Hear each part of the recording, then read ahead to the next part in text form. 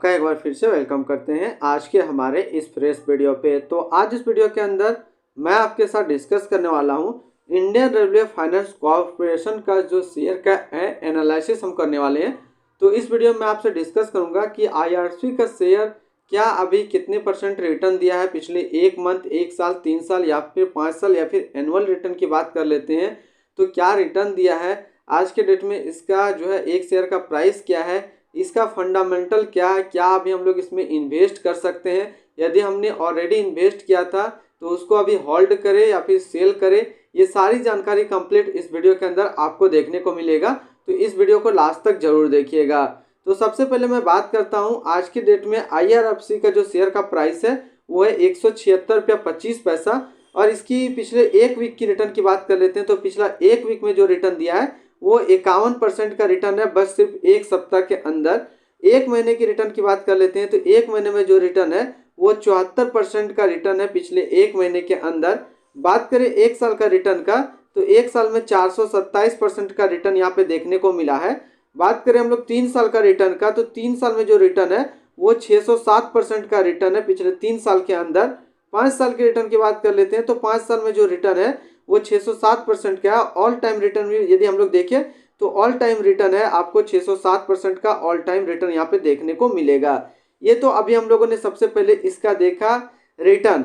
अब इसमें हम लोग कुछ और पॉइंट्स बात कर लेते हैं, जैसे इसकी ओवरव्यू की बात कर लेते हैं। तो इसको मैं थोड़ा सा जूम कर देता हूँ ताकि आपको समझने में आसानी हो। तो टुडे जो कल का जो डेट का सबसे लो था 149 रुपया 20 पैसा और हाई गया था 176 रुपया 25 पैसा। 52 वीक्स लो की बात कर लेते हैं तो 25 रुपया 40 पैसा था और अभी 52 वीक हाई की ओर है 176 रुपया 25 पैसा। अभी इस शेयर को यदि हम लोग देखें तो अभी ये शेयर 52 वीक्स हाई के ऊपर जा रहा है। अब हम लोग कुछ इसमें और बेसिक बात करते हैं, जैसे कि इसकी हम लोग मार्केट कैप के ऊपर बात करते हैं। तो इसका जो मार्केट कैप है वो है 2,30,515 करोड़ का इसका मार्केट कैप है। अब हम लोग कुछ और डाटा इसका देखते हैं। इसकी हम लोग प्रॉफिट की बात कर लेते हैं और प्रॉफिट जो हम लोग देखते हैं ईयरली प्रॉफिट देखते हैं। तो कंपनी ने 2019 के अंदर जो प्रॉफिट जनरेट किया था वो जनरेट किया था 2255 करोड़ का। 2020 के अंदर कंपनी ने जो प्रॉफिट जनरेट किया था वो किया था 3192 का। उसके बाद 2021 के अंदर 4416 रुपये का प्रॉफिट जनरेट किया है। 2022 के अंदर 6090 करोड़ का प्रॉफिट जनरेट किया है। और बात करें 2023 का तो 6337 का प्रॉफिट अभी तक जनरेट कर चुका है। तो साल दर साल देखें तो कंपनी का ये जो प्रॉफिट है वो इंक्रीज होते जा रहा है। तो हम लोग इसमें बात कर लेते हैं कि ये जो आईआरएफसी का जो शेयर है ये बेसिकली क्या है। तो इंडियन रेलवे फाइनेंस कॉर्पोरेशन का जो शेयर की बात करें, ये रेलवे प्रोजेक्ट को जो है वो फाइनेंस करती है। इसका मेन मोटो क्या है इंडियन रेलवे फाइनेंस कॉर्पोरेशन का, ये रेलवे का जितना भी प्रोजेक्ट होता है उसको ये फाइनेंस करता है। और इसका यदि हम बात करें कि इसकी स्थापना कब हुई थी, और ये इंडियन गवर्नमेंट का है, पूरी तरीके से ये सरकारी कंपनी है, किसी प्राइवेट के अंडर नहीं है। और इसकी स्थापना जो की गई थी वो हुआ था 12 दिसंबर 1986 को जो है इसका स्थापना हुआ था। अब हम लोग कुछ और इम्पोर्टेंट डेटा के ऊपर बात कर लेते हैं।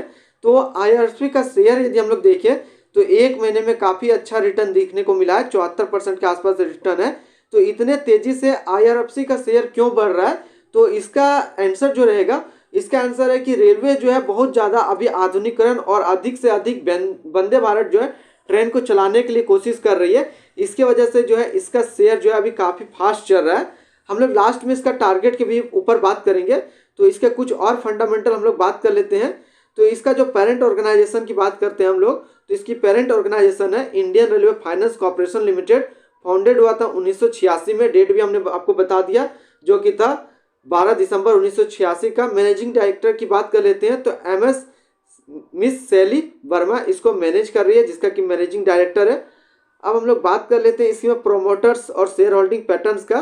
तो शेयर होल्डिंग पैटर्न्स के अंदर देखेंगे प्रोमोटर्स जो है वो 86.35% है।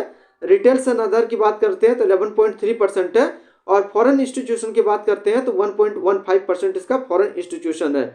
इसका जो टॉप म्यूचुअल फंड जो इसके अंदर इन्वेस्टेड है वो है Motilal Oswal Nifty mid cap 150 index fund diet growth, HDFC balance advantage fund diet growth, Motilal Oswal Nifty 500 index fund diet growth, ये इसमें जो है टॉप म्यूचुअल फंड के अंदर इन्वेस्टेड है।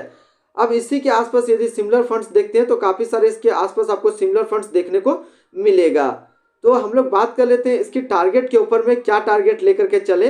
तो मैं यहाँ पे टारगेट दूंगा, सिंपल सा टारगेट मैं आपको दूंगा 2025 का पहले टारगेट मैं देता हूँ।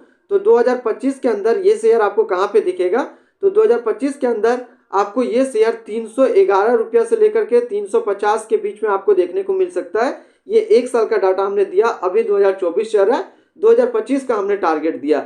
अब बात करते हैं कुछ और टारगेट देखें, जैसे कि 5-6 साल का टारगेट देखते हैं।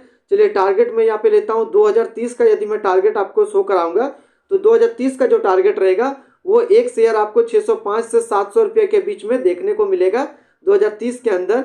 और बात कर लेते हैं हम लोग, और इससे भी 10 साल का यदि टारगेट लेते हैं तो 2034 का यदि हम लोग टारगेट लेते हैं तो 2034 का जो टारगेट रहेगा तो ये शेयर आपको कहीं ना कहीं 1342 से लेकर के 1350 रुपया के बीच में देखने को मिल सकता है।